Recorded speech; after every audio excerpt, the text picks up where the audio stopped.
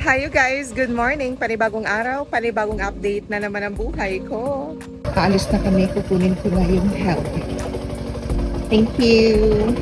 Ito na nga mga mare, nagugutom na kaming dalawa ng anak ko.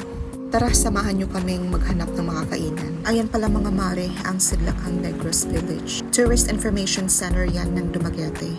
Katabi niya ang Hall of Justice. Ito naman ang Silliman University mga mare. Founded in 1901. Ito naman yung pinakaunang mall sa Dumaguete, ang Lee Super Plaza. Dito ko unang nasubukang sumakay ng escalator mga mare. Ito naman ang Quezon Park. Ballroom kami dyan tuwing linggo dati. Finally, we are now in our destination. Masarap sila magluto dito mga mare. Pero ngayon, hand out talaga sa akin ang kalderetang kambing. Rito ko kasi yun. Ito pala yung mga in-order namin. Kalderetang kambing, inihaw na baboy, at tortang talong. Syempre, tikiman time na. Masarap sila magtimpla dito mga mare.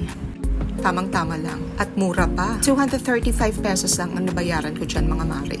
And very satisfied kami sa kinain namin. Tapos na kami kumain mga mare, pupuntahan muna namin si Joanna. Kasi ngayon yung birthday niya, mag-greet lang kami. At ito na nga ang birthday girl. After kay Joanna, umuwi din kami kagad. Galing pa kasi akong trabaho, wala pa akong tulog.